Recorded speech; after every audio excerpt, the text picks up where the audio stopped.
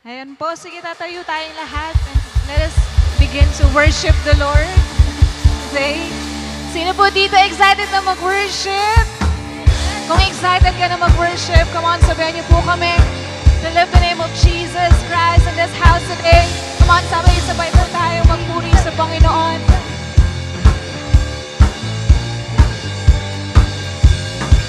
With every breath that I take, I'll praise you. With every move that I make, with everything that I am, I'll praise you, 'cause there is no other way. And we stand together with hearts joined as one, and we'll give you glory for all you have done. Everybody get up if you love Him. Everybody get up and praise Him. Everybody get up if you free and give Him to praise. Come on, keep on praising the name of Jesus. Hallelujah. Once again we sing. With every breath that I take, I'll praise you. With every move that I make, with everything that I am, I'll praise you, 'cause there is no other way. And we stand together with hearts joined as one, and we'll give you glory for all you have done. Everybody now we sing. Everybody get up if you love Him. Everybody get up and praise Him. Everybody get up if you free and give Him to praise. Once again you sing. Everybody get up if you love Him. Everybody get up and praise Him. Everybody get up if you free and give Him to praise. Come on, let's clap our hands for Jesus. Hallelujah. Thank you, God.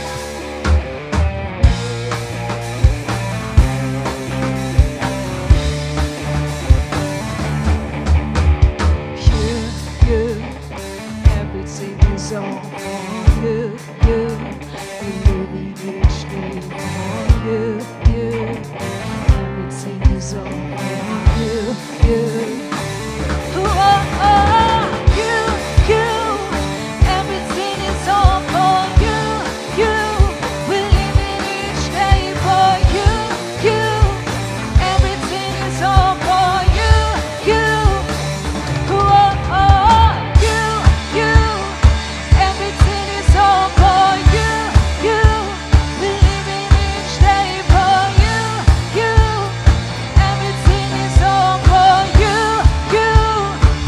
Oh, oh, everybody get up if you love Him. Everybody get up and praise Him. Everybody get up if you free and give Him to praise. Once again we sing. Everybody get up if you love Him. Everybody get up and praise Him. Everybody get up if you free and give Him to praise.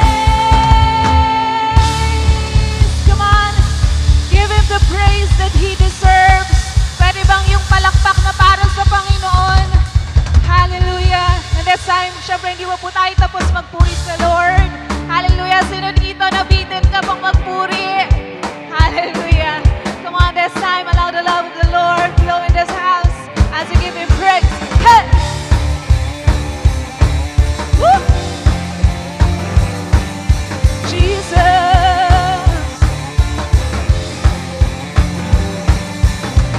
this love you have for me, it goes beyond my wildest dreams, and I am in love. This grace you've shown to me, it made me see the light of day, and I love you, Lord. Everybody now we sing, 'cause there is no one like you. You are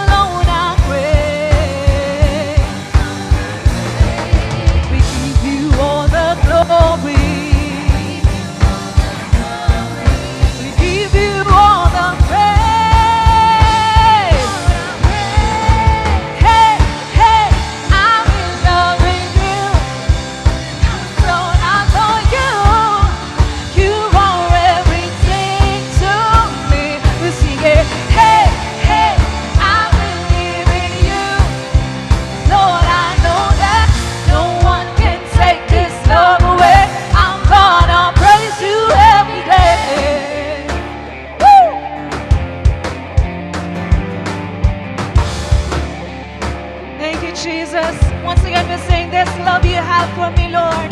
This love you have for me, it goes beyond my wildest dreams, and I am in awe. This grace you've shown to me, it made me see the light of day, and I love you, Lord. 'Cause there is no one like Him. There is no one like you. No one like you. You alone are great. We give you all the glory. We give you all the praise. Woo! Hey, hey, I'm in love with you, and I'm sold out for you. 'Cause you are everything to me. We'll sing it. Hey, hey, I believe in you. Lord, I know that no one can take this love away. I'm gonna praise you every day. Hey, I believe in you, and I'm sold out for you. 'Cause you are everything to me. We'll sing it. Hey, hey, I believe in you. Lord, I know that no one can take this love away. I'm gonna praise you every day. Come on, this time, pwede bang let us shout the name of Jesus. Hallelujah, all together now. Come on, church. Jesus, Jesus, Jesus, Jesus. Yes, Lord, we will keep on praising you. Hallelujah. It's time to get your praise on. It's time to get your praise on. Come on, let's love and celebrate the love of the Lord. Hallelujah. Pasalamatan mo ang pag-ibig ng Diyos sa'yo. Come on, let's fill this place with praise, worship, and thanksgiving that He deserves. Hallelujah, God.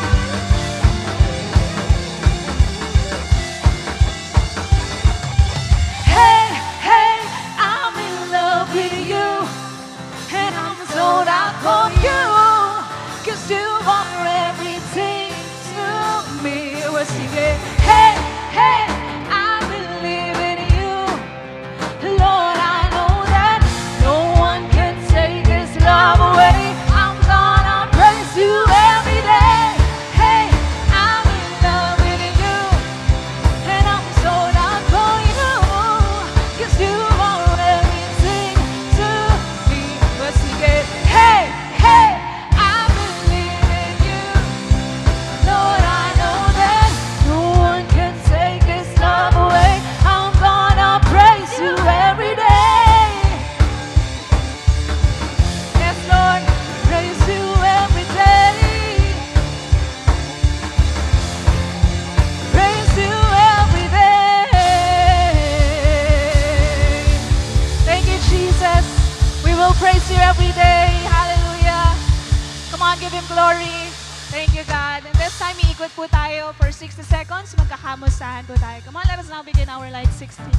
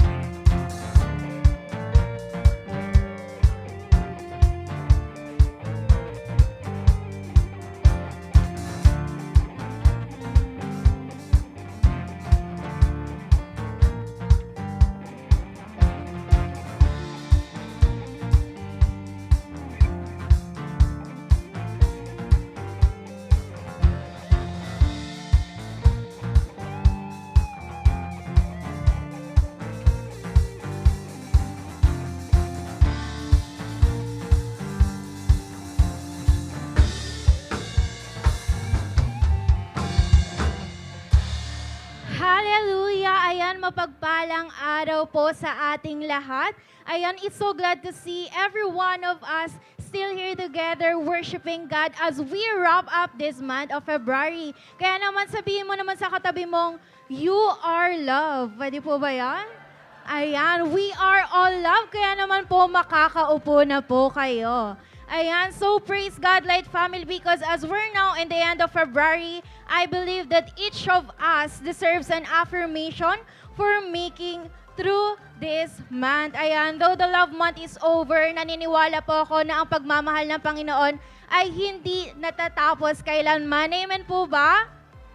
Amen. Ayan. Kaya naman po, in fact, this is the very reason kung bakit hanggang ngayon ay nandito pa rin po tayo. At naniniwala ko na as long as the love of God is in us, ayan, patuloy po tayong mag-show up. Kaya nga po, before we continue, I'd like to take this moment to appreciate and i-welcome yung mga taong piniling mag-show up ngayong umagang ito. Ayan, ang ating mga first-timers and new friends. Ayan, pwede po ba namin kayo imbitahan na tumayo? Ayan, sige po, welcome po sa ating simbahan. Sa mga malalapit po sa kanila, pwede po ba natin silang i-welcome? Ayan, welcome po. So reminder lang that huwag po kayong aalis agad after this celebration dahil we prepared a simple gift of appreciation po sa inyo. So thank you so much. And you know what, Light Family, alam po natin na nakakatuwa na makakita ng mga bagong mukha every Sunday. At ganoon na rin, mas nakakatuwa kapag nakikita natin silang bumabalik. Kaya naman po, pwede po bang itaas yung kamay ng mga second timers natin dito? Ayan, yung mga returning visit. Ayan, wow! Ayan, praise God po. Huwag din po kayong aalis agad after this celebration dahil we prepared simple appreciation gift po para sa inyo. Ayan, so ngayon naman po, once again, makailang ulit man po ang balik nyo rito sa simbahan, ay welcome na welcome pa rin po kayo sa tahanan ng Panginoon. And now that we are already in the third Sunday of February, I still do believe that there is so much more na inihanda ang Panginoon para sa culmination ng topic nating Pag-ibig series. Kaya naman, as we proceed to hear the word of Lord today, ayan, who have a blessed and love-filled Sunday celebration. Hallelujah. Happy Sunday po, Light Family. Batiin po natin yung mga katabi natin sa kalawat kanan. Sabi mo naman sa katabi mo, Happy Sunday sa iyo, kapatid. Sa kabila naman po, sabi mo naman, bless ako, nandito ka. Yeah, glory to God, no? Let me introduce myself. I'm Sam Montemayor, chef by profession and a young dad. No? Blessed po ako to see you all today. No? I know everyone is ready to give and give back to God. Amen po ba? Alam niyo po dati, bago po ako tuluyang makakilala kay Lord, nagimitihin ko po na sana dumating yung time na maayos na ako makapag-provide sa pamilya ko. Madalas po kasi noon, ang sahod ko po ay kulang pa sa pambayad ng mga utang namin at pambayad ng mga bills. Pero ganun pa man, kahit nakakaranas po kami ng sobrang kagipitan, hindi po namin naranasan na mawalan. Umabot man kami sa kagipitan, pero naroon talaga yung sustenance ni Lord para sa amin. This verse reminded me of that situation. No? Deuteronomy 8 verses 18, but remember the Lord your God, for it is who gives you the ability to produce wealth. No? Sabi sa verse po na ito, pinapaalahanan ni Moses ang mga Israelites na papasok ng Promised Land, kung sino ang tunay na nagdala sa kanila at sumama sa kanila sa wilderness bago makarating sa Promised Land. Pinaalala ni Moses sa kanila na alalahanin nila ang provision ng Lord sa kanila, ang tumulong sa kanila upang makarating sila sa Promised Land. No, na-realize ko po na parang ako po ito nung mga panahong nasa wilderness po ako. Allow me to share my short testimony po. No? Nagsimula po ako magtuloy-tuloy sa aking journey year 2022. To be honest, hindi po naging madali ito, especially when it comes to my giving. Madalas, nahihirapan po ako at tikom talagang aking kamay sa pagbabalik ng aking tithes and offering. Pero habang tumatagal po, tuluyan pong lumalim ang pag-unawa ko sa giving. Binuksan ng Lord ang puso at mata ko sa tunay na puso ng pagbabalik sa Kanya. Naisip ko po noon, oo nga no, kahit kailan, hindi naging madamot ang Lord sa akin. Kahit pa nung mga panahon pa lang, natahimik kong pinapangarap na gumana ang aming finances. Unti-unti ko pong na-realize ang importance ng pag-honor ko kay Lord through my tithes and offering. And even po sa first fruit. sa totoo po niyan, pangatlong taon ko na pong nagpe-first fruit. No? Sa patuloy ko pong pag-honor at pag-acknowledge kay Lord sa akin tithes and offering, patuloy ko din po naranasan ang pagbuhos ng pagpapala ng Diyos. Hindi lang sa akin, pero sa aking pamilya. This year po, sa pagbabalik ko po ng first fruit ko last January, bumalik po yun agad dahil nakareceive po ako ng bonus galing sa aming kumpanya. Amen po ba? Isa din po ng aking continuous blessing na natanggap ay ang continuous growth ko as a disciple of Christ. Isa po ako sa ginagamit sa ating catering ministry.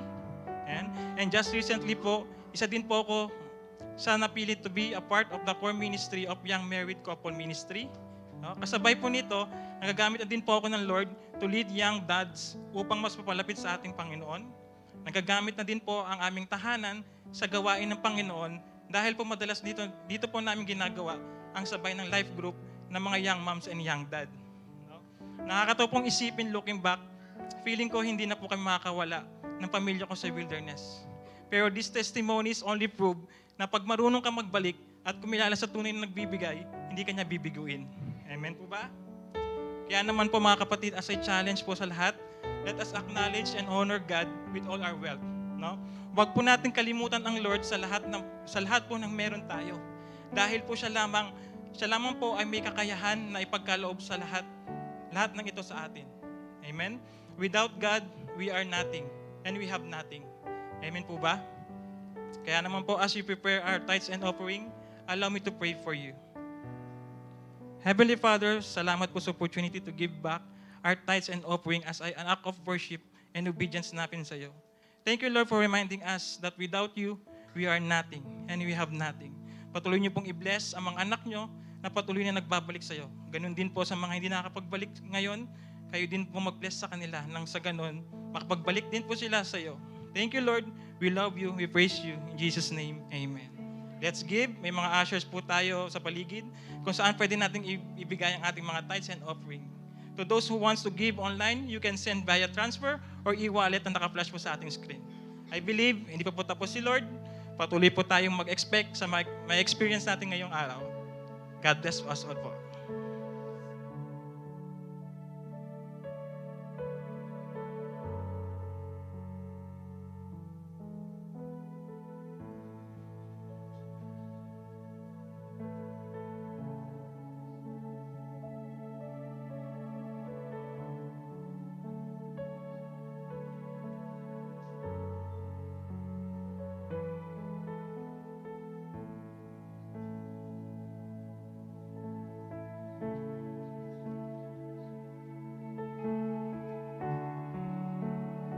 Tayo po tayong lahat and let's continue to worship God in this place.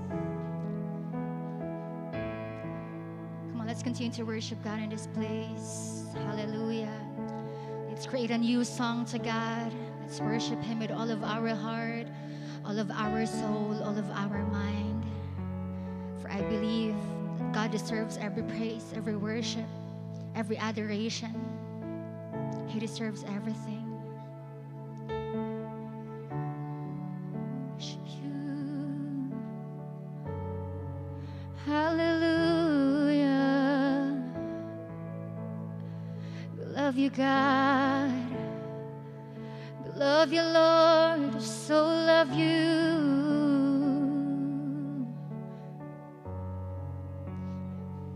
We want you. All we want is you. Your presence is all we want.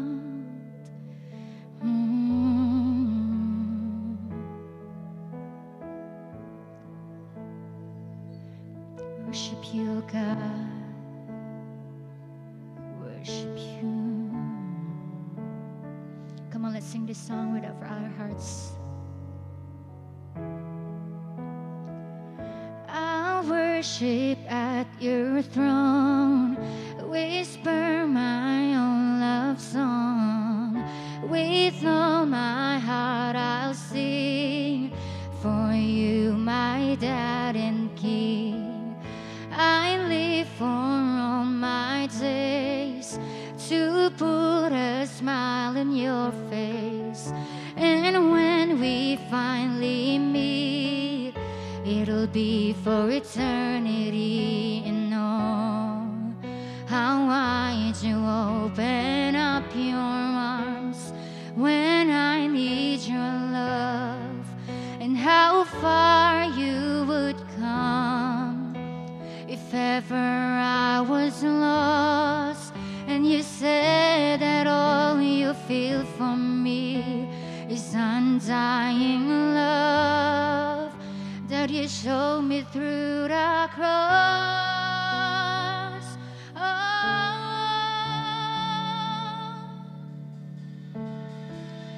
I'll worship you, my God. I'll worship you, my God. I love you. I love you.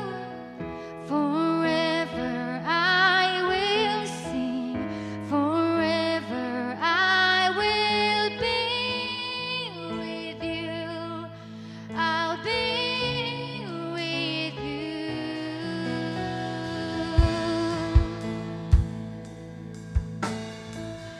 Worship you, Jesus. Come on, one more time. We sing the verse of this song. I'll worship. I'll worship at your throne.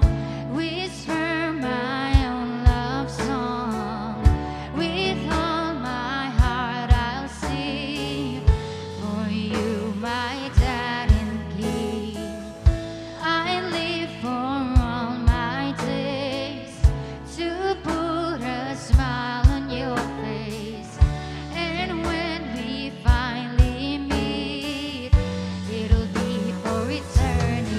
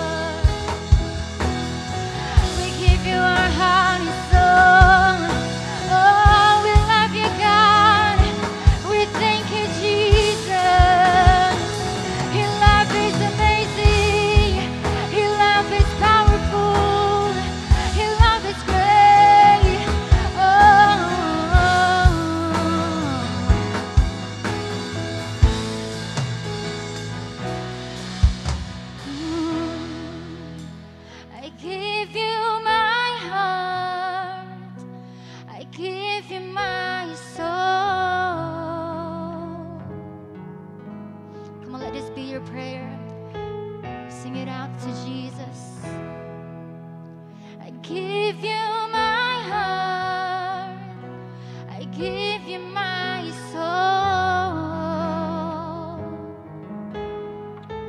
So God, I give it all to you. I give you my heart. I give you my soul. Only to you. Give it all to Him. Give you my heart. I give you my soul. Everything, everything, we give it all to you. I give you my all. I give my heart and soul to you.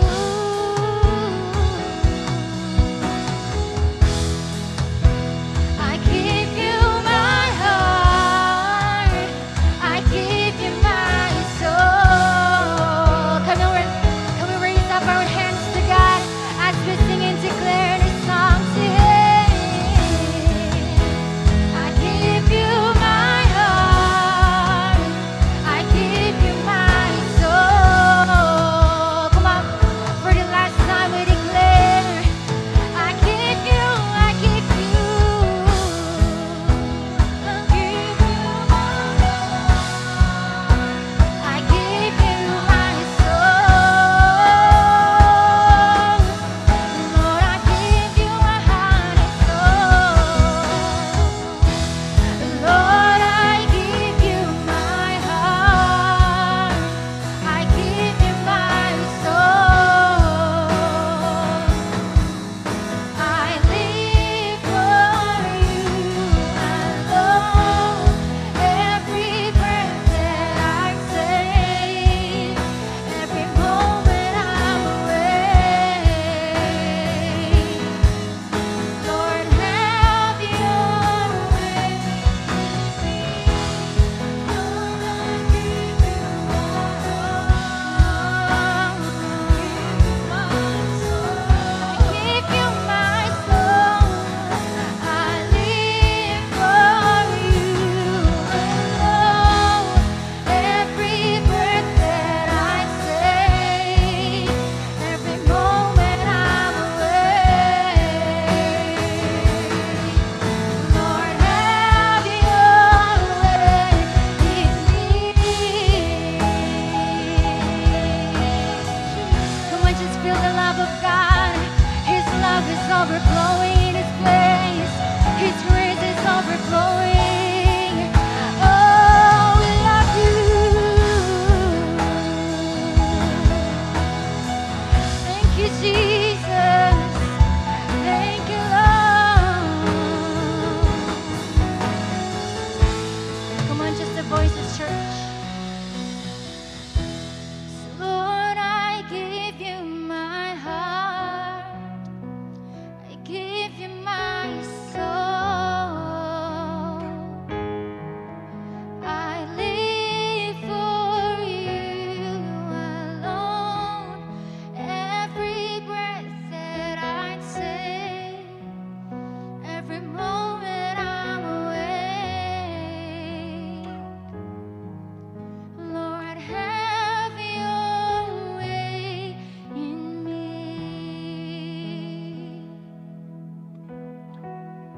Hallelujah. Kung patuloy nating pasalamatan ng Panginoon, thank you, God, with your own mouth. Hallelujah. Lord, maraming salamat for your love, Panginoon, that is unconditional. Thank you for your love that is saving, Panginoon. Maraming salamat, Lord, for your forgiveness, for your grace, and for your mercy that is overflowing in this place, Panginoon. Thank you for the opportunity to worship you, to praise your name, Panginoon. Lord, maraming salamat po, Lord. Wala kaming itinataas sa lugar na ito, kundi ang nag-iisa mo lamang pong pangalan. Panginoon, we love you.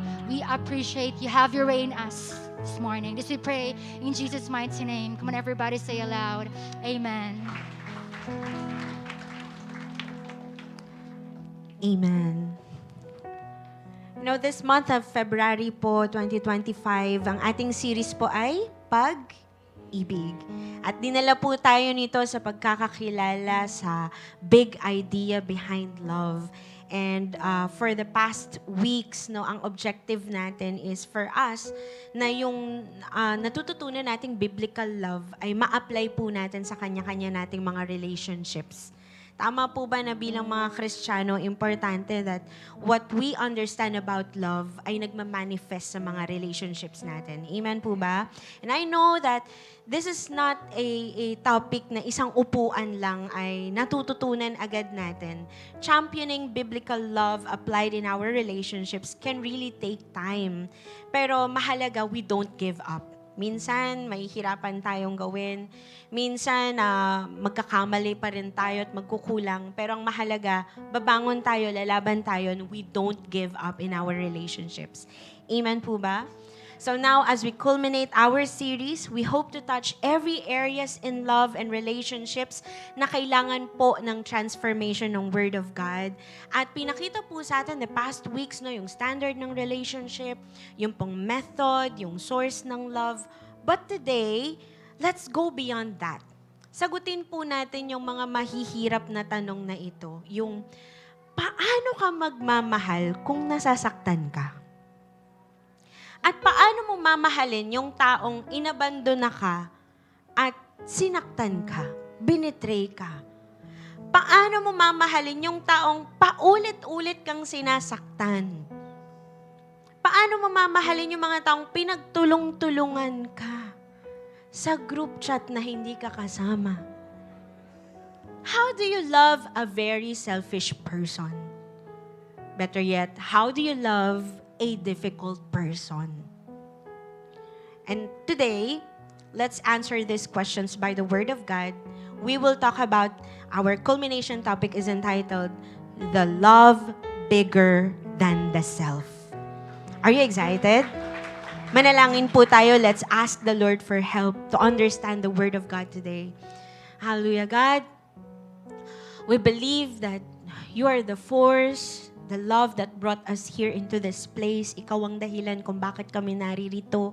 Nagkakatipon bilang mga disciples mo, bilang iyong mga anak, to worship you, to adore your name, to just experience your loving presence. But God, we also pray that today, ang aming pagpunta rito ay hindi masayang, dahil mababago na naman kami ng inyong salita. Lord, we pray that you would transform us by your word.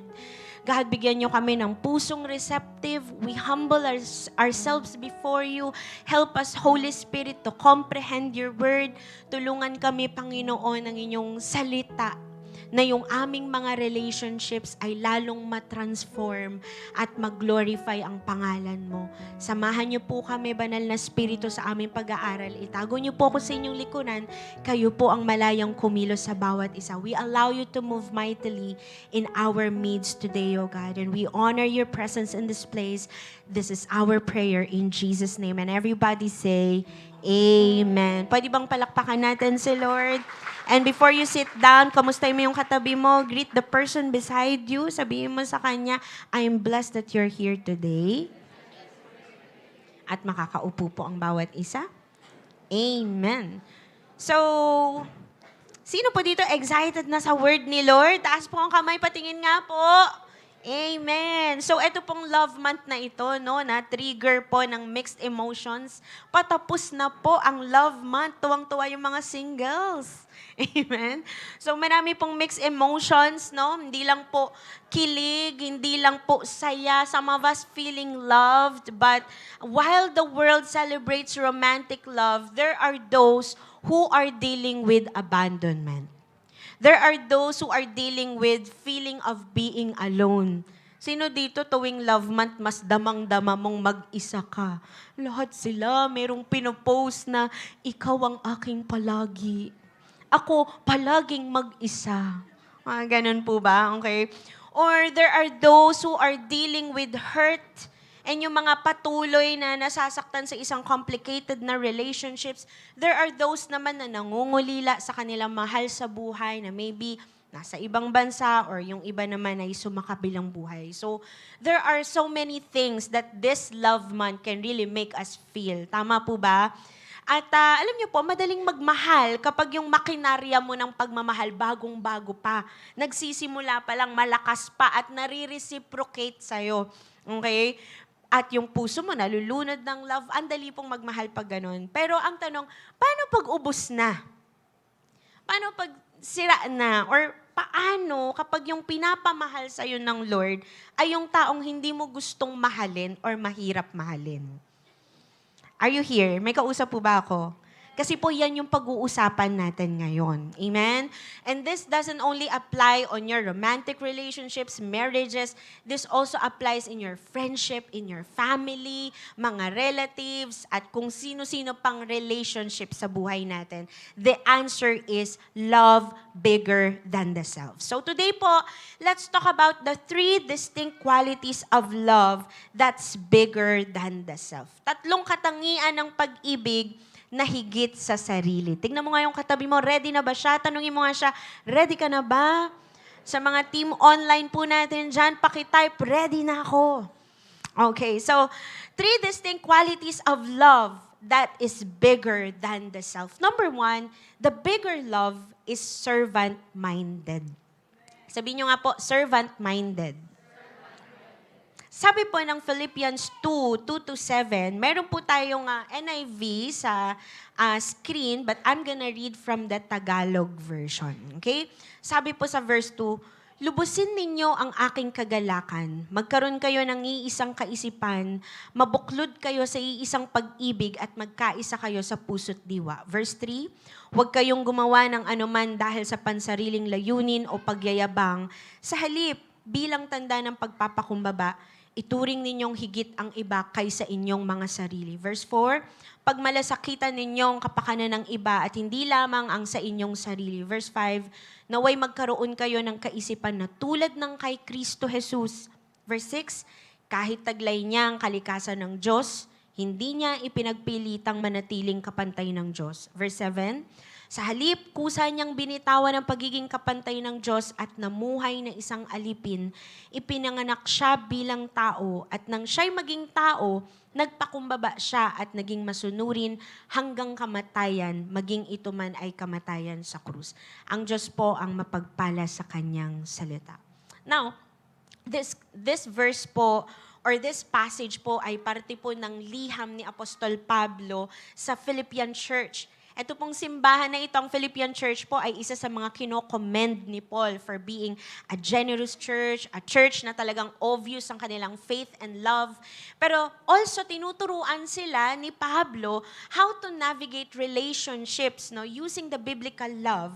At pinapakita ng passage na ito na ang ultimate na model or ehemplo para sa pagmamahal ay walang iba kundi si Jesus Christ. So pinapakita po ng passage na bilang mga Kristiyano, tayo po as followers of Christ, tignan mo yung katabi mo kung follower ba yan ni Christ. Okay, sino dito follower ka ni Christ? Amen? So as followers of Christ, tayo po ay expected na ma-mold into the mindset of the Lord Jesus Christ. Na habang tumatagal tayo sa pag-ibig ng Panginoon, yung mindset din natin pagdating sa love nababago. Our perspective changes because of the mindset of the Lord Jesus Christ. Now, ang example po ni Christ, ang ultimate embodiment of love. Dahil siya po yung Diyos, pinakamataas sa lahat, pero nagkatawang tao, bumaba po siya sa lupa upang magkatawang tao. At ang sabi dun sa verse, He made Himself nothing. Okay? Dahil sa kanyang pagkakatawang tao. Now, clarify ko lang po, nung sinabing He made Himself nothing, hindi niya po inalis ang pagka-Diyos niya. Okay, malinaw po ba yun? Okay? Siya po ay nanatiling Diyos, but He added another nature, which is humanity. At ang pinatutukuyan po sa He made Himself nothing is hindi po tungkol sa nature, kundi dun sa kanyang posisyon bilang lingkod. Inako niya po yung paglilingkod sa pamamagitan ng pagkakatawang tao. Imaginin mo bilang isang Diyos na pinaglilingkuran ng lahat, naging tao po siya na naglilingkod. Okay? So this is the love that's bigger than the self. It's servant-minded. Tapikin mo ulit yung katabi mo, sabi mo, servant-minded. At ito rin po ang tinuturo sa atin pagdating sa pagmamahal. Ang maging servant-minded po tayo when it comes to our relationships.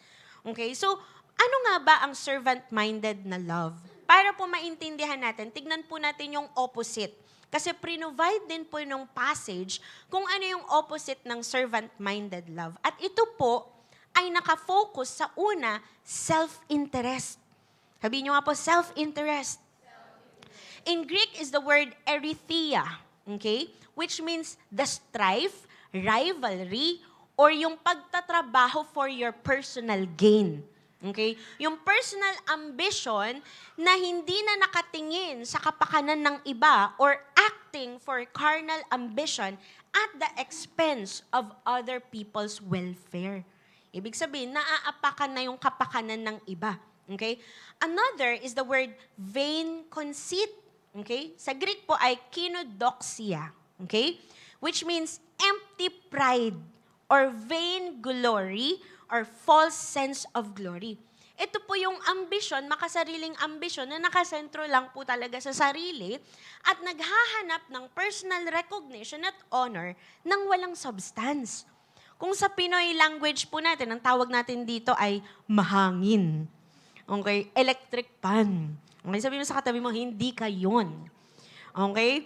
So, pero ang kabaliktaran po nito, yung sinasabi ng verses 3 and 4, okay, na servant-minded, ang sabi dito, rather, in humility, value others above yourselves, not looking to your own interest, but each of you to the interest of the others. Okay? Now, hindi po sinasabi dito ni Pablo na it's wrong to look after yourself or to look out for your own interest. Hindi po yun. That's not the point. Pero ang sinasabi po ni Paul is we should not only look out for our own interest. Hindi po mali na alagaan natin ang sarili natin. Hindi mali na meron kang sariling interest. Ang mali po yung wala ka ng interest sa iba. Or wala na tayong pakialam sa kapakanan ng iba. And yung humility po na sinasabi sa verses 3 and 4, hindi po ito yung humility na tahimik lang, pero nasa loob pala yung kulo. Tama ba? Minsan kasi ganun yung tingin natin sa humility. Uy, ang humble niya. Paano mo nasabi? Tignan mo, tahimik lang siya. Humble, di ba? Hindi po yun yung humility. Okay? Hindi rin po ito yung nahihiya. Yung intimidated. Ang humble niya, bakit? Kita mo, nahihiya siya magsalita. Hindi po yun ang humility. Okay? It's not about feeling inferior and it's not about being quiet. Hindi lang po yun yung humility. Ang tinutukoy po na humility and servant-mindedness dito is yung mas mataas ang concern mo sa welfare ng iba, sa kapakanan ng iba. At hindi mo lang iniisip yung ikatataas mo, pero you're also thinking about the love and grace of God to other people. Amen. That is valuing others above yourselves. So this is the servant-mindedness like Christ. Dahil ang Panginoong Jesus po, inisip niya yung kapakanan natin at hindi lang ang kanyang sarili. Amen po ba? Kaya nga nandito yung katabi mo eh. Sabi mo, buti na lang servant-minded si Christ. Amen? So ang tanong, bakit ba kailangan ng servant-mindedness for a bigger love? Kasi po, ang sarili nating interest, yung sarili nating ambition, pwede po nitong malimitahan yung understanding natin ng pagmamahal ng iba. Why? Because we all have our own biases. Tama ba? Magiging bias yung tingin natin sa love kapag hindi tayo servant-minded. Like for example, mahal mo lang yung mga tao na trip mo. Mahal mo lang yung mga tao na prefer mo yung ugali nila. Tama mo ba? Like, or for example, madali sa yung magmahal hanggat yung taong yon hindi siya hadlang sa selfish ambition mo. Kasi madali pong magpanggap na nagmamahal tayo ng iba by words. Tama po ba? I love you, everybody. Ang daling sabihin nun. Ang daling magpanggap. Pero lalabas at lalabas yung pagbavalue natin sa iba in the way we behave in our relationships. Lalo na po sa mga panahon na conflict na ito sa self-interest natin. Amen? Like for example, you could be telling your kids to treat others with kindness. Be kind to everybody. Maging mabait ka sa lahat. Lahat ng kaklase mo, bigyan mo ng baon mo. Pati mga teacher mo, bigyan mo ng tsokolate pag Valentine's. Yung pala, ang hidden intention, para maging top 1 yung anak ko. Para maging presidente siya sa klase. Nagigets niyo po ba ang ibig ko sabihin? May self-interest. Okay? So, lalaki siyang competitive, pero less empathetic. Madali pong sabihin sa salita na nagmamahal tayo, pero our behavior may still show na laging priority natin yung self-interest natin over other people. But the bigger love, naturally, lalabas po siya kung paano natin isipin yung kapakanan ng iba. Yung behavior natin in our relationships na inaalala yung kapakanan ng ibang tao. Like for example, sa pamilya at sa mga magkakaibigan. Yung darating sa point, hindi ka na lang laging nagsasabi na, wala namang nangangamusta sa akin. Di ba nila alam na papagod din ako?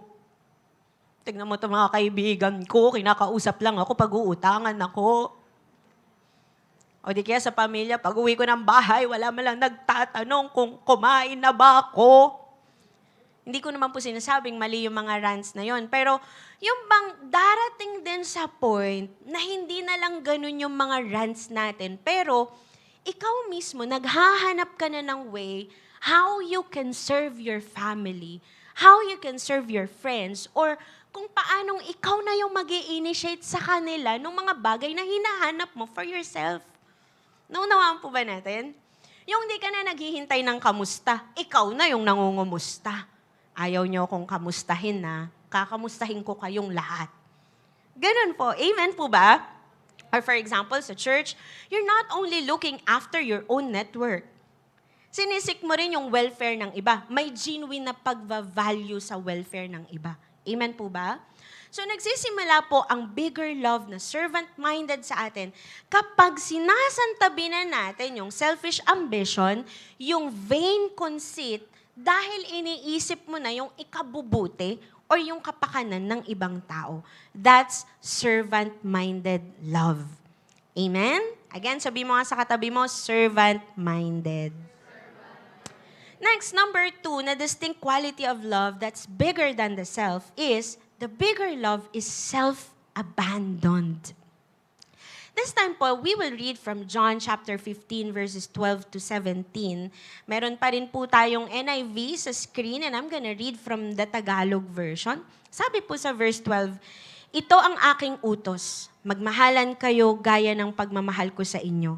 Ang Panginoong Jesus po yung nagsasalita dito.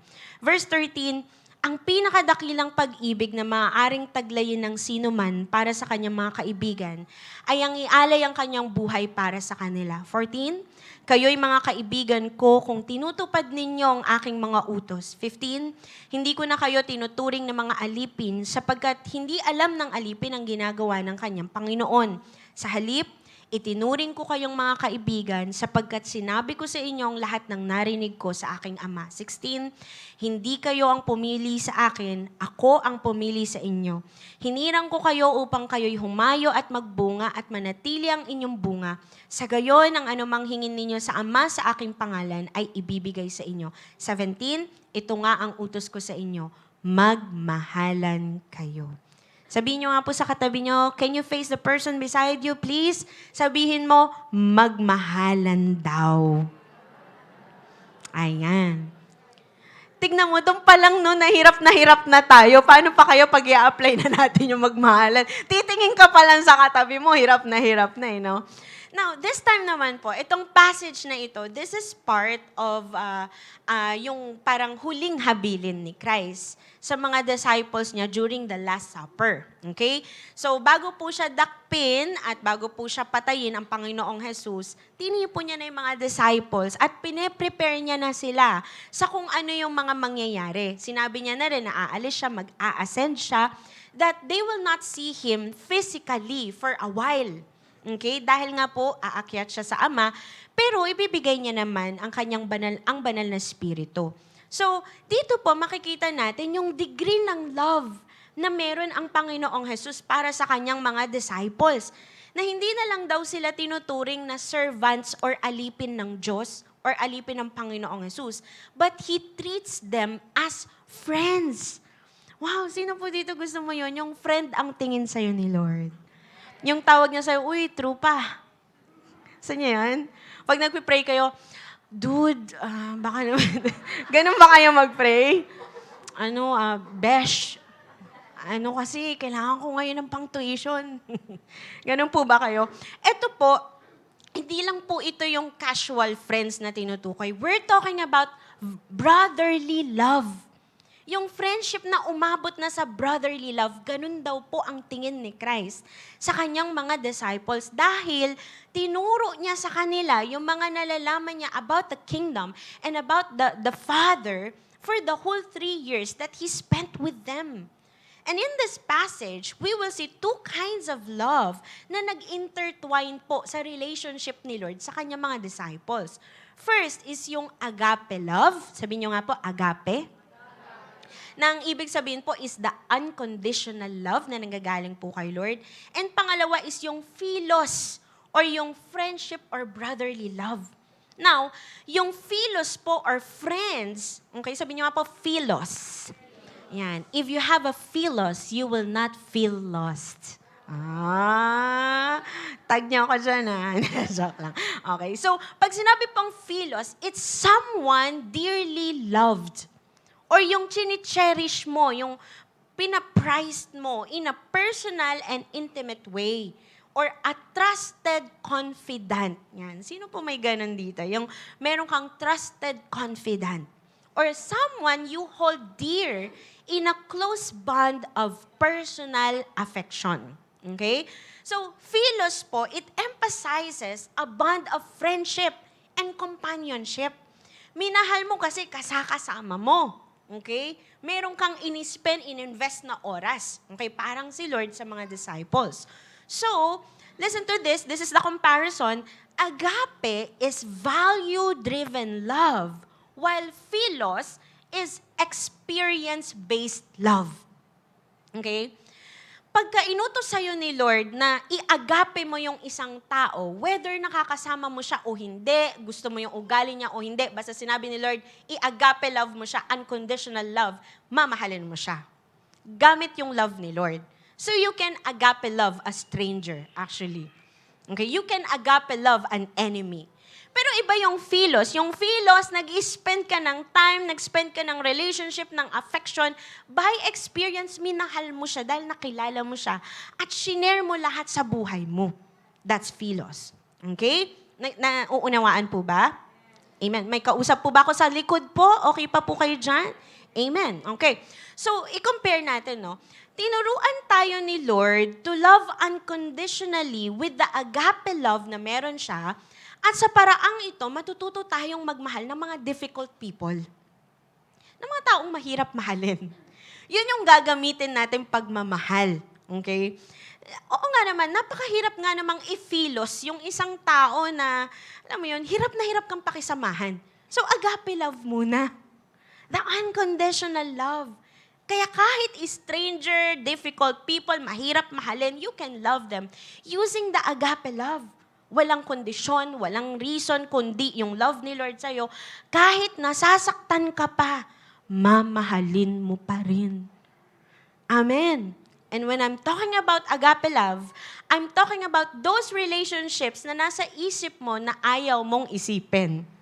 Ang gulo naman nun. Yung mga tao sa buhay mo na ayaw mong pakisamahan at hindi mo ipagpipray. Sila yun, yung yung mag-i-invest ka ng agape love. Okay? That's agape. While ang philos naman ay yung relationship ng Panginoon sa mga disciples na nabuo by experience at ang dapat na relasyon din natin sa isa't isa bilang mga disciples ni Christ. So this is the formula. Mauuna muna yung agape bago ang philos. Okay? Kasi hindi mo naman talaga ituturing na kaibigan or kapatid or trusted na confidant or dearly loved ang isang tao kung hindi mo muna piniling mahalin siya unconditionally. Tama po ba? Okay? Kasi magkakaiba po tayo ng preferences pagdating sa kakaibiganin. Amen? Sino dito yung gusto mong kaibigan? Gusto mo yung extrovert. Extrovert na extra pa. Yung pagdating niya talaga, "Hoy, Besh! Hello! Kamusta ka na?" Yeah, ako, ito. Yung pagkausap mo palang kahit di ka magkape, energetic ka na. Gusto niyo ba ng mga ganong kaibigan? Yung kasama mo lang siya, masaya ka na, tapos di kayo nauubusan ng pinagchichismisan. Yun, yung mga gusto niya, di ba? Pero there are those also na ang gusto niyang kaibigan, yung kahit umupo kayo nang di kayo nag-uusap, happy kayo. Magkasama lang kayo, di kayo nag-uusap, tapos magpo-post kayo sa Facebook, "What a fun night." Pero wala kayong pinag-usapan. Tama ba? So magkakaiba po tayo ng preference pagdating po sa kaibigan. Some of you want a friend na, alam mo yon, yung madaling, yung word natin ngayon, makaladkad. Yung kahit saan mo dalhin, talagang go, go, go. Yan. Some of you naman, gusto nyo ng friends na responsible, kailangan talagang inaayos muna yung date. Diba? Kaya umabot na sa 30 years na, hindi pa rin natuloy-tuloy yung ninyo, outing nyo. Okay? We all have our own preferences when it comes to friendship. Tama po ba? Magkakaiba po tayo ng experiences sa relationship, sa personality. So kung friendship lang din, pipili ka ng kakaibiganin mo. Amen? Kaya nga dito sa church, pipili ka lang ng mga kabaro mo eh. Eto, mukhang medyo mga kamukha ko to, mukhang makakasundo ko to. Brother ko to. Eto, hindi ko to makakasundo. Enemy ko to. Ganon tayo mag-isip. Using yung natin, sarili nating preference, right? Pero iba po kay Lord. Remember, dati tayong kaaway ng Panginoon. Dahil sa kasalanan natin, dahil sa mga lust, sa immorality, sa greediness, sa rebellion, sa disobedience. Think of all the things that we did against the Lord that made us His enemy. We used to be enemies of God. Sabi mo sa katabi mo, kaaway ka ni Lord dati. Tama po ba? Pero, inuna tayong mahalin ng Diyos.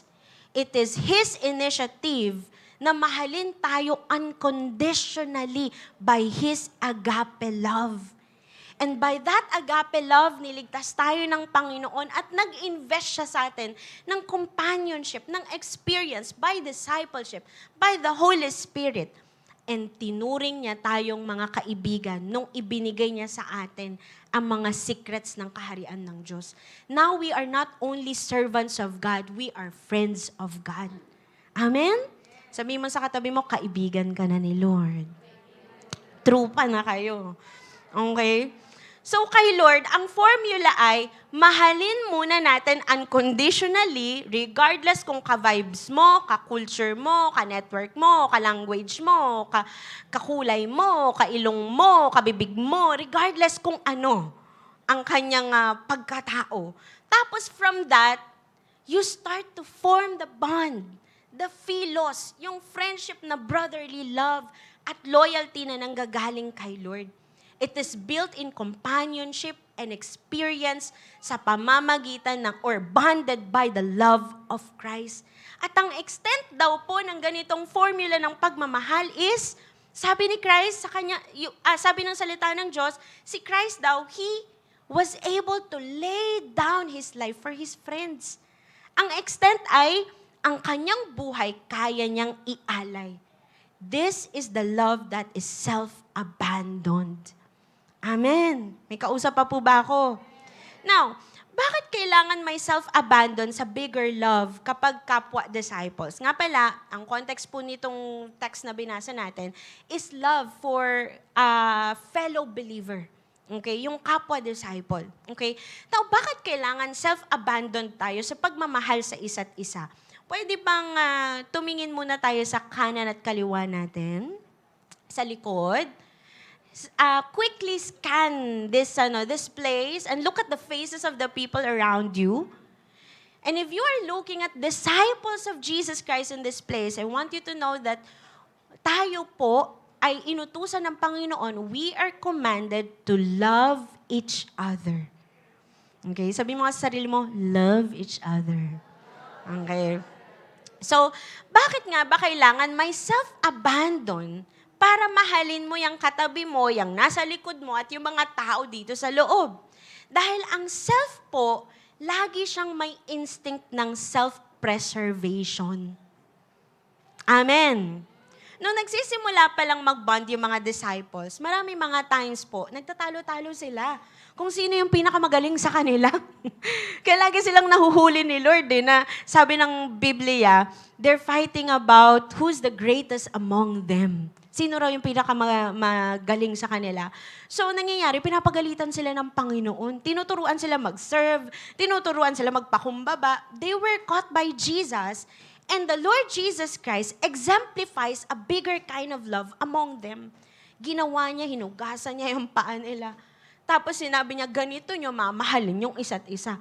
And then, to make it even, hindi ko masabing worst but the best part is this.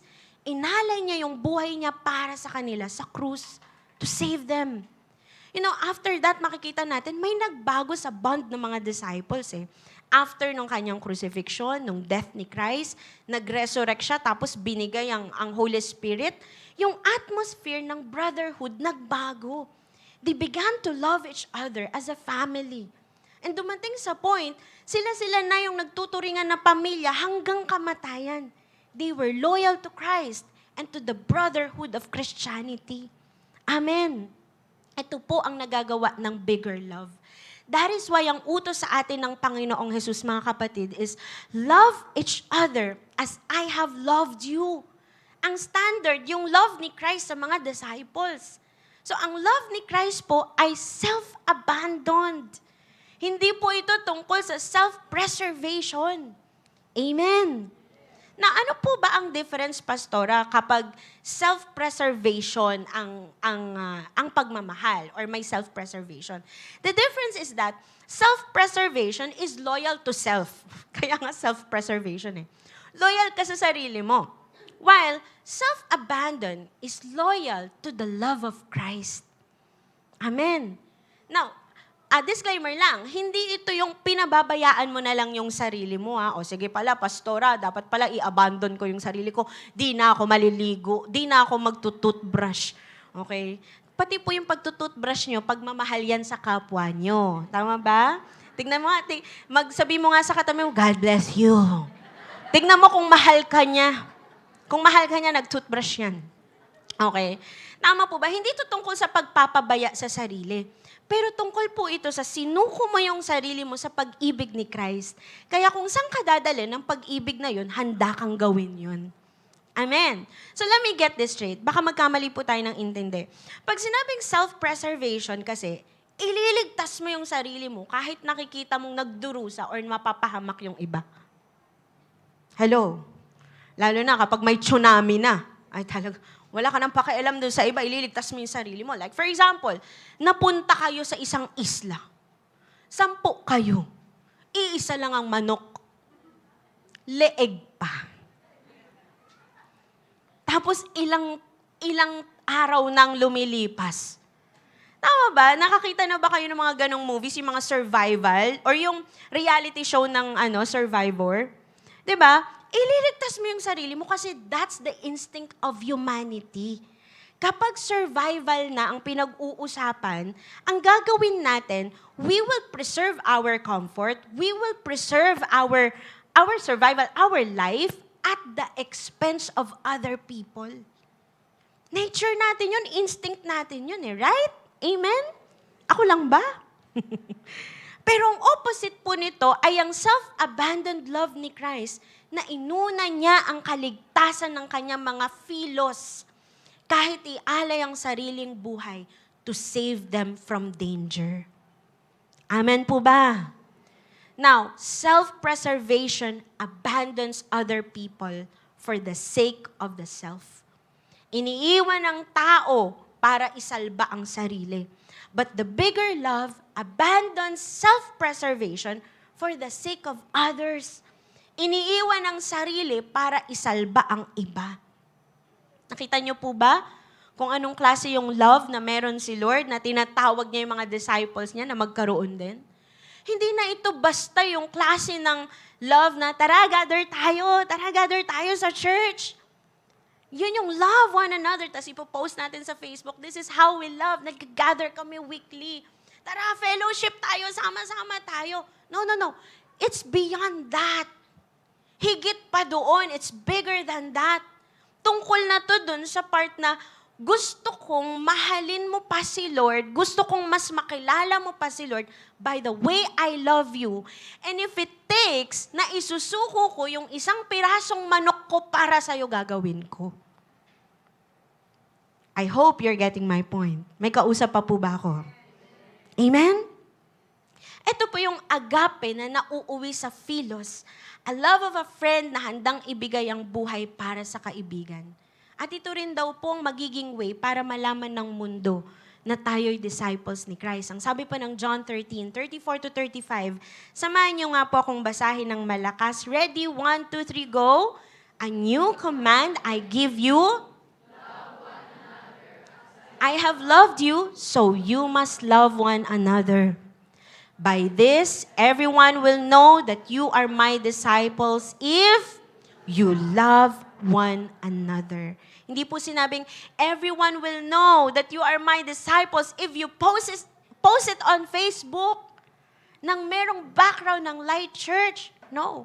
Everyone will know that you are my disciples if you love one another. Again, quickly scan the people around you. At sabihin mo ulit sa sarili mo, if you love one another.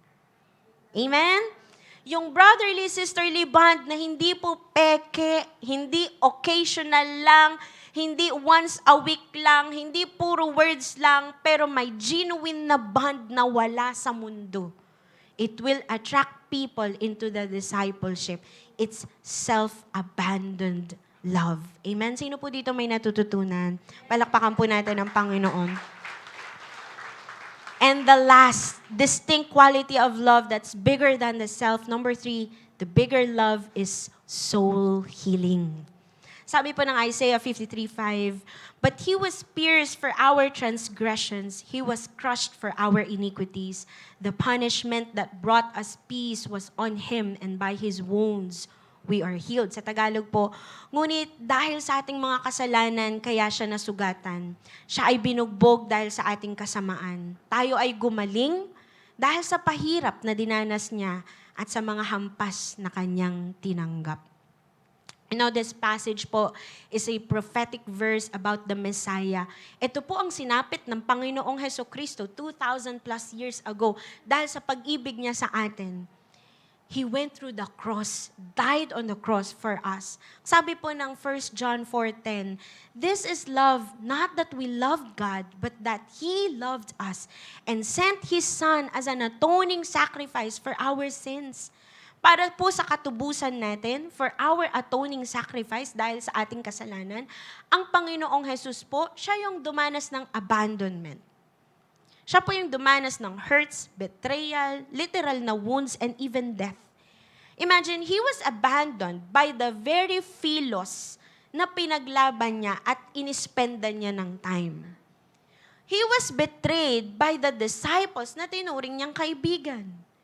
He was hurt, physically abused, and tortured by strangers, Roman soldiers, insulted by bypassers. Biro mo, mga tambay lang at dumadaan lang, iinsultuhin pa siya. Wala naman siyang ginawang masama sa kanila. In fact, nakinabang din sila kay Christ dahil sa mga pagpapagaling niya.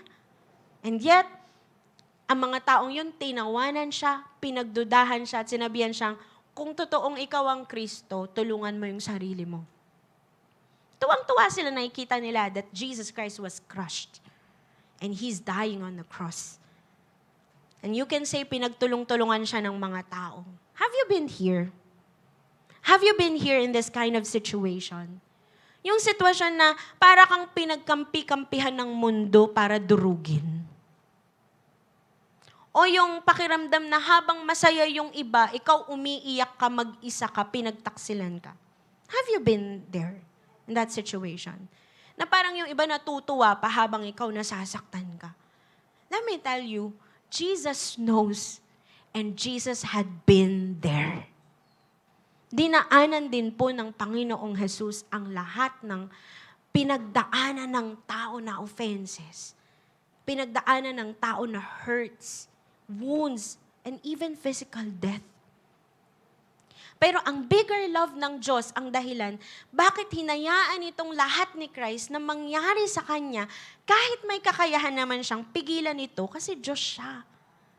His love for the Father and His love for us is the reason. His devotion for us, for the relationship, for the reconciliation, is the reason why Jesus went through such torture. Amen. And on top of everything else, tignan mo kung anong panalangin ng Panginoon. In Luke 23:34, ang sabi niya, Father, forgive them. Kaya mo yun? Ilagay mo kahit saglit yung sarili mo dun sa paanan ni Christ na tinorture ka, pinagtatawanan ka, pinagtulong-tulungan ka, tapos ang prayer mo, forgive them. Hindi tayo ganun manalangin. Most of the time, ang panalangin natin, James at John, ulanan niyo po sila ng apoy. Diba? I have the spirit of Elijah. Ang gusto natin, spirit of Elijah. Spirit of Moses, padala niyo po sila ng plagues. Hindi Jesus na nagsasabing, Father, forgive them. For they do not know what they are doing. And while he was praying this, they divided up his clothes by casting lots. Pinagpustahan yung damit. Habang nananalangin siya ng patawarin niyo po sila. Are you here? Ang result ng bigger love na ito, dahil sa pag-ibig na mapagpatawad at nang hihingi ng kapatawaran para sa mga nanakit sa Kanya, ang resulta po, nagkaroon tayo ng kaligtasan. Tayong mga papuntang impyerno, tayong mga sugatan ng kaluluwa, we experience the healing of the Lord Jesus Christ. Kaya pong sabi ng Isaiah, the punishment that brought us peace was on Him. Siya yung nagsasuffer habang tayo yung gumagaling. Siya yung nasasaktan habang tayo yung nagkakaroon ng kapayapaan. In His turmoil, we're gaining peace. Nung siya'y inabandon, tayo'y nare-restore sa Diyos. Amen. Habang siya'y pinagtatawanan at iniinsulto, ang kapalit nun, tayo nare-restore. By His wounds, we are healed. This is the bigger love na kayang magpagaling ng kaluluwa.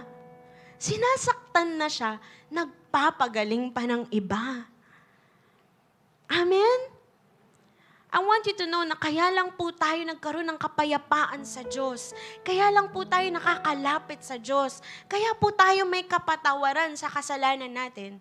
It's not because we are worthy of it, but because of the Lord Jesus Christ's wounds. Because of His wounds, we are healed. Amen? So the bigger love is soul healing because of the sacrifice of Christ. Now, I want you to understand this. Meron at merong nagbabayad sa pain ng isang broken relationship. Amen? In our case, si Jesus ang nagbayad nun.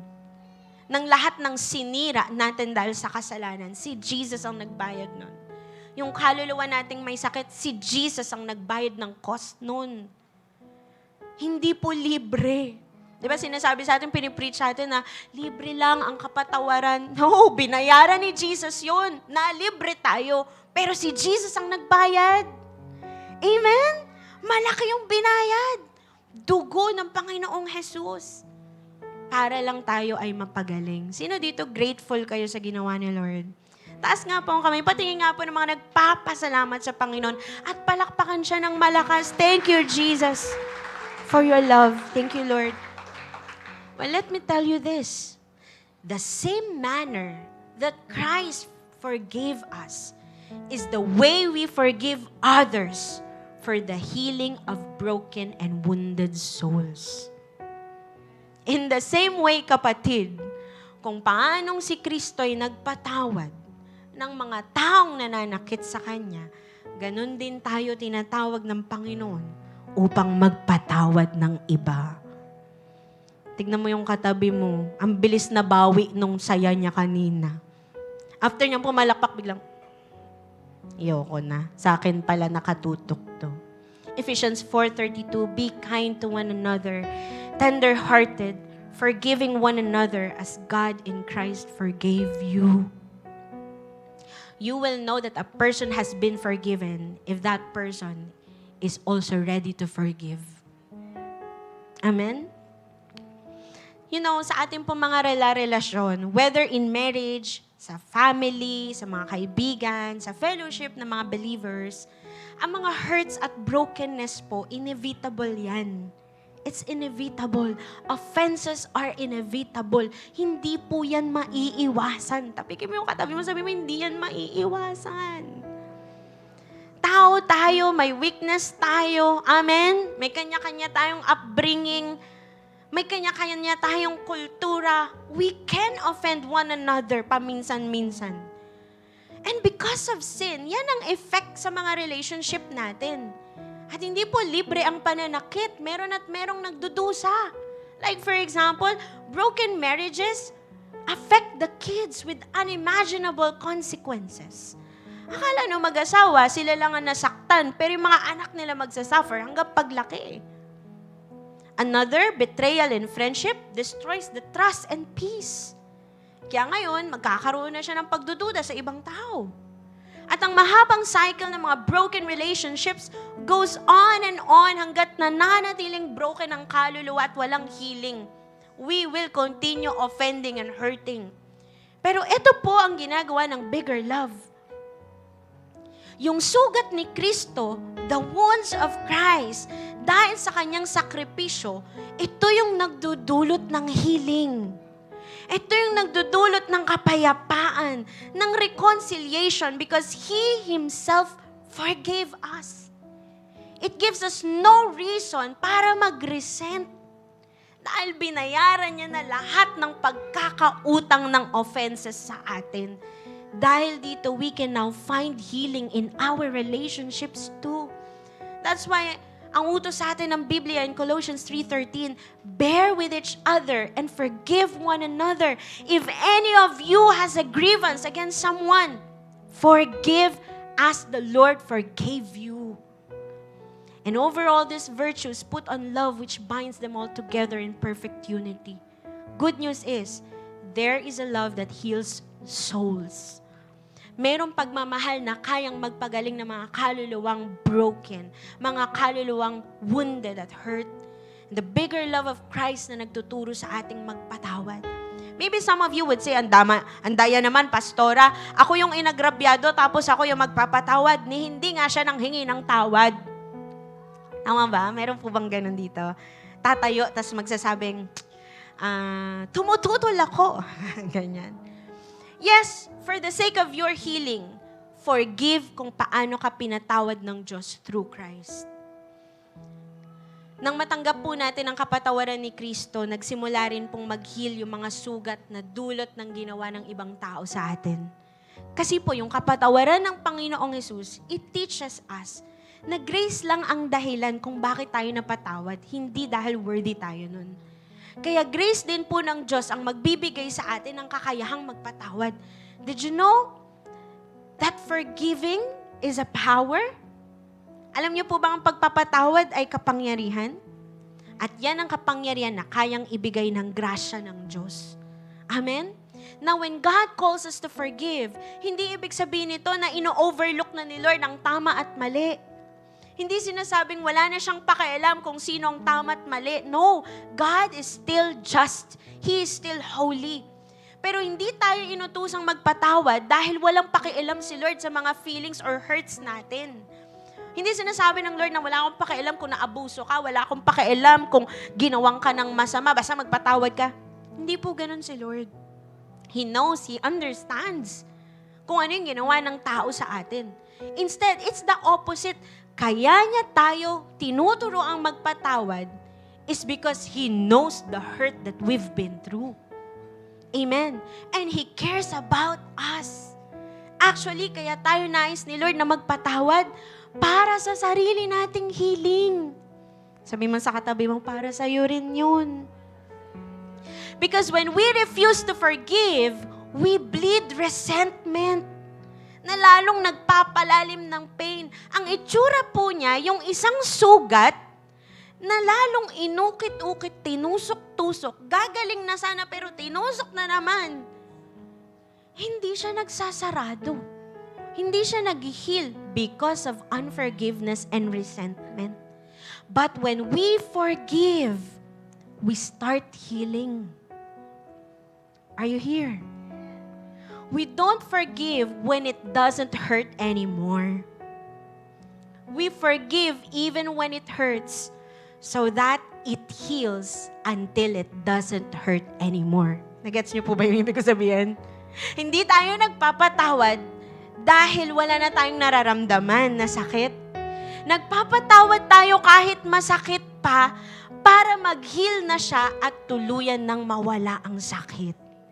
Amen? Sometimes magpapatawad ka habang umiiyak ka pa.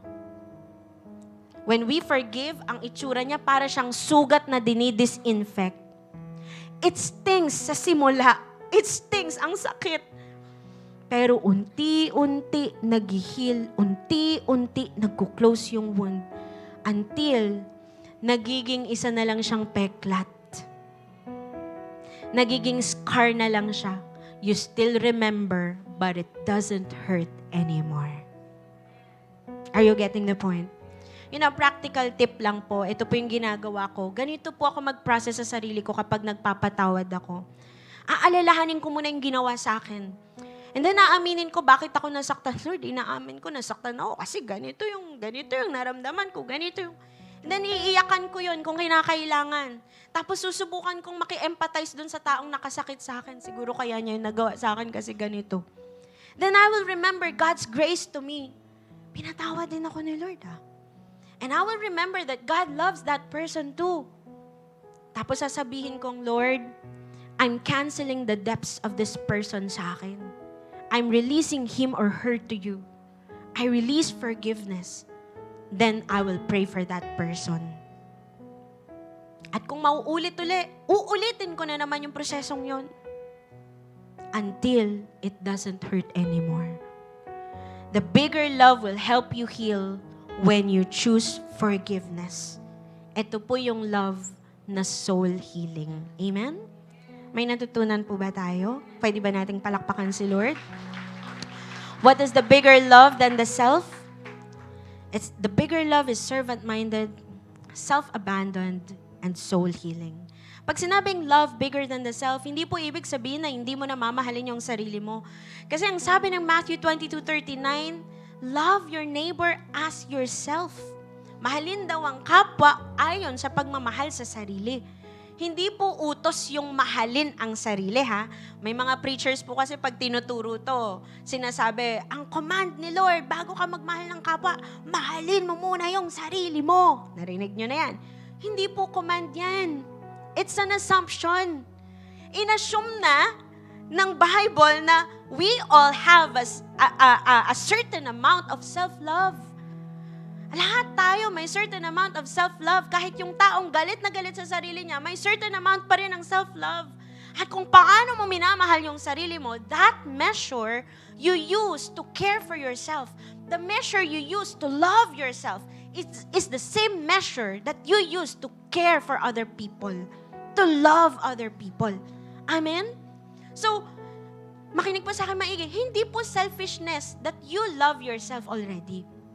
Pero ang sinasabi dito, hindi ito tungkol sa pabayaan mo yung sarili mo at ibang tao na lang ang intindihin mo, pero ito yung nagiging kasiyahan mo ang makita ang kasiyahan ng kapwa at nagiging care mo ang kapakanan ng kapwa.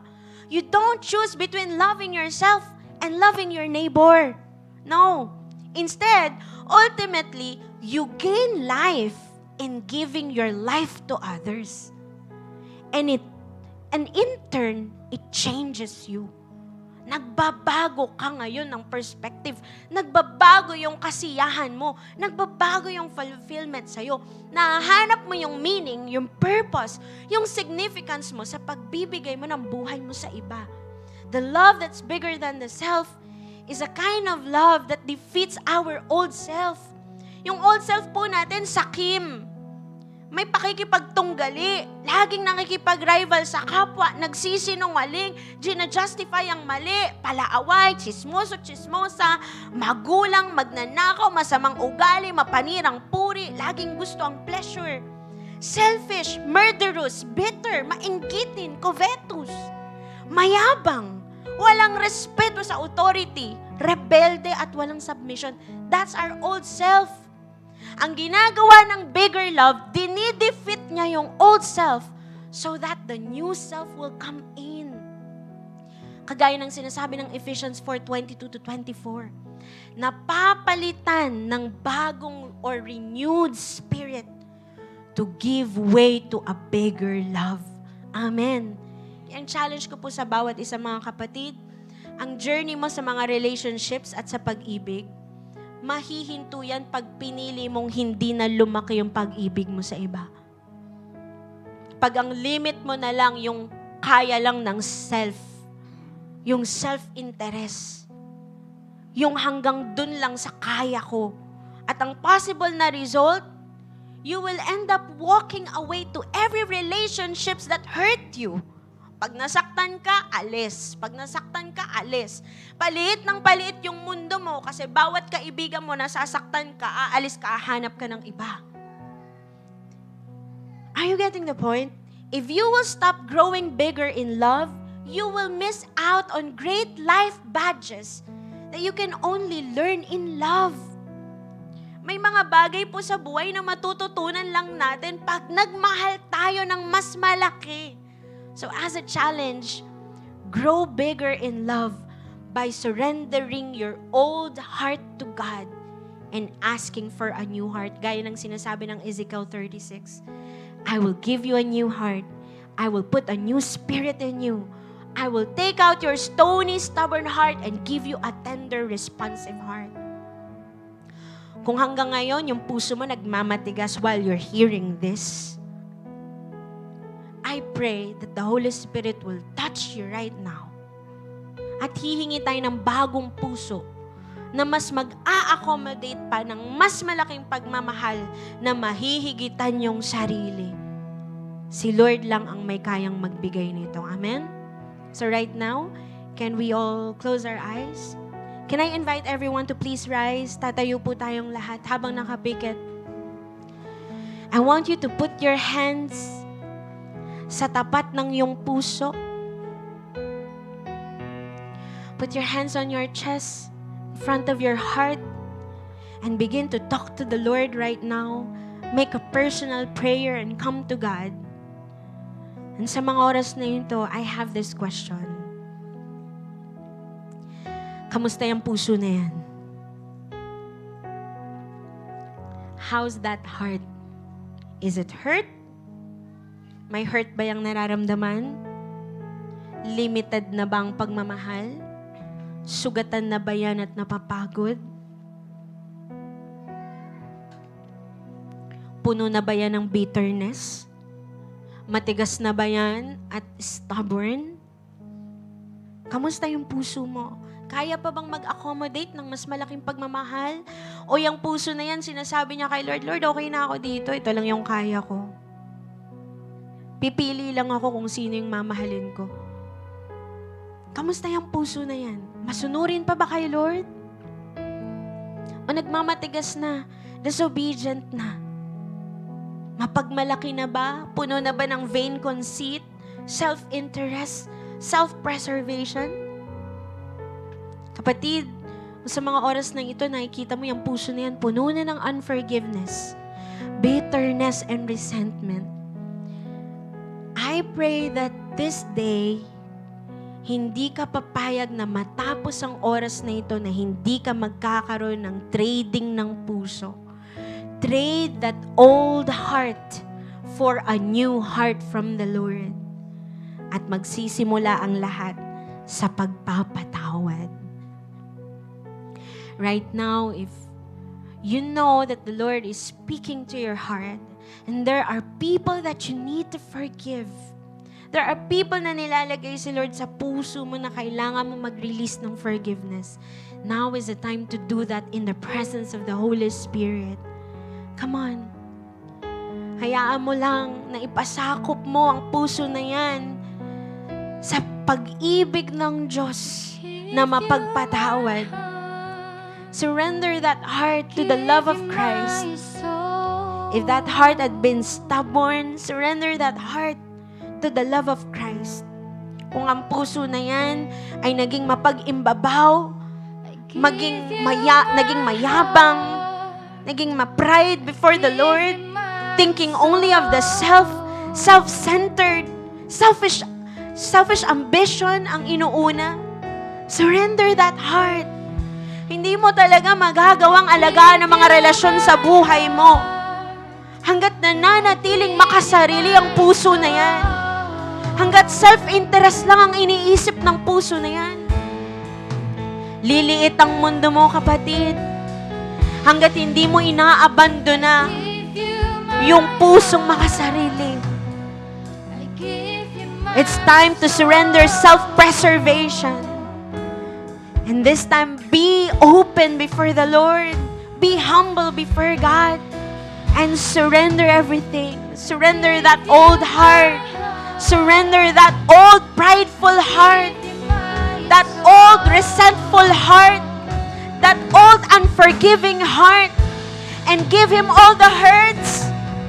Tell the Lord all the hurts. Lahat ng sakit, sama ng loob, maliit o malaking tampo.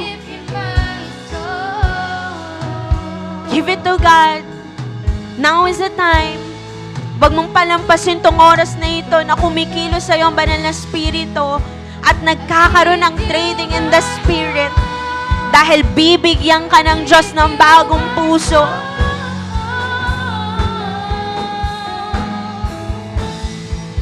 Right now, kapatid, ask the Lord for a larger capacity to love, to forgive, a larger capacity to be a servant-minded, a self-abandoned love.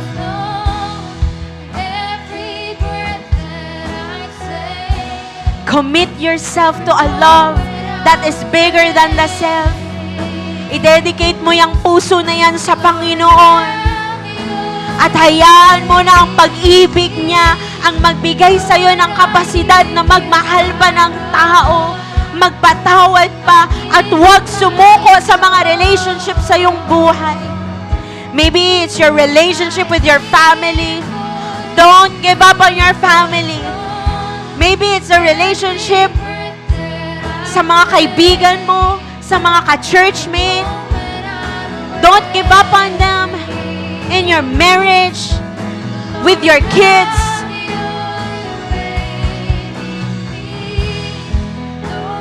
And this time, kapatid, mariba sa oras na ito, ipanalangin mo ang mga relationships sa buhay mo.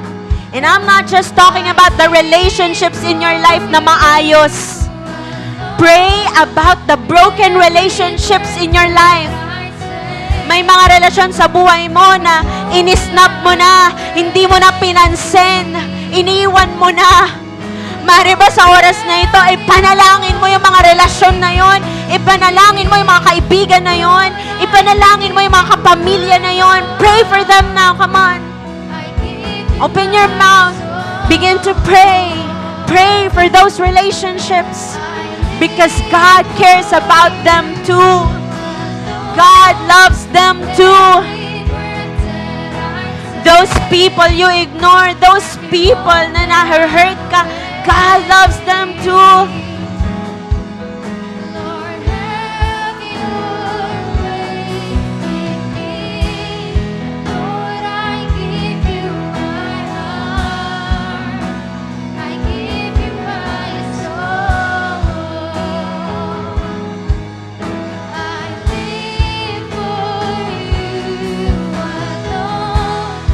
And every breath that I take, every moment I'm awake. Lord, have your way in me. Kung ito po yung unang beses na nakarating ka sa ganitong gawain, at naramdaman mo at naintindihan ang pag-ibig ni Kristo para sa'yo, nung siya'y nakatawang tao para tubusin tayo sa ating mga kasalanan.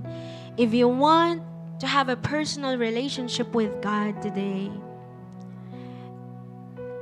I want to tell you, you are welcome sa pag-ibig ng Diyos. Right now, mari mo bang itaas ang iyong kamay at sambitin ang panalangin na ito? Sabi mo, Lord Jesus, thank you for your love. Thank you for your grace that saved me from my sins. Forgive me, Lord, for all my sins. I believe that you, God, came into the flesh, died for my sins, and rose again because you love me. Today, Lord, I open my heart for you. Come into my heart. Be my Lord. Be my Savior. And starting today, I'm gonna live for you. Thank you, Jesus. Kung pinanalangin mong panalangin na yon, if you pray that prayer, I want to let you know that today begins the eternal life that God is freely giving to those who believe in Him. At kung ikaw ay nagre-recommit ng buhay mo sa Panginoon, if you are that person na sa mga oras na ito, nais ng bagong puso sa Panginoon at nagsasabing, Lord, i-stretch nyo pa po yung capacity kong magmahal. Gusto ko pa pong magmahal ng tao. Sa mga oras na ito, maaari mo bang itaas ang iyong kamay? Can you raise up your hands and begin to worship God as you sing this song? Commit yourself to the Lord and receive the new heart that God is giving you. Receive the larger capacity to love other people. Receive the bigger love. Receive the bigger love that is from the Lord Jesus Christ. Hallelujah. Come on, worship the Lord Jesus Christ in this place. I give you my soul. Purihin natin ang Panginoon sa lugar na ito. I live for you alone. As you sing this song, tinatanggap mo rin yung pag-ibig na mas malaki pa kaysa sa iyong sarili. Na sa taong ito, God will give you the strength, the capacity to welcome more people to love in your life. Your family, your friends, your loved ones, your co-disciples. We will love them with the love of Jesus. Hallelujah. Every moment I'm awake. Lord, have your way in me. Thank you, Jesus. Thank you, Lord. We give you our hearts, oh God. Surrender to you our souls. And today, Lord, we are ready for a love that is bigger than ourselves. Salamat po sa iyong salita. Salamat po sa iyong presensya. At salamat po sa iyong grasya na nadadama namin sa mga oras na ito. We are excited na mas lalo pong alagaan ang mga relationships na binigay mo sa amin. We thank you, God. We give you the highest praises and glory. Ikaw lamang, Panginoon, ang karapat-dapat sa lahat ng pagsamba. Thank you, Jesus. Come on, the best clap offering to the Lord. Yung pinakamalakas na palakpak para sa Panginoon. Sabi mo nga sa katabi mo, mas malaking pag-ibig. And there's a reason to celebrate. Come on, let us continue to sing this song to the Lord. Hallelujah. Sa mga gusto pong humabol ng kanilang tithes and offering, lapit na lang po tayo dito sa harapan.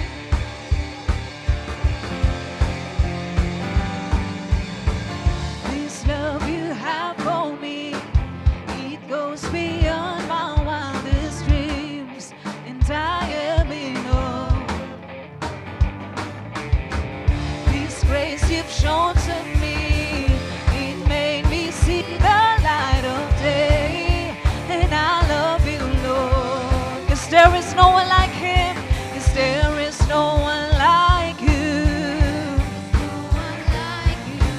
You alone are great. You alone are great. We give you all the glory.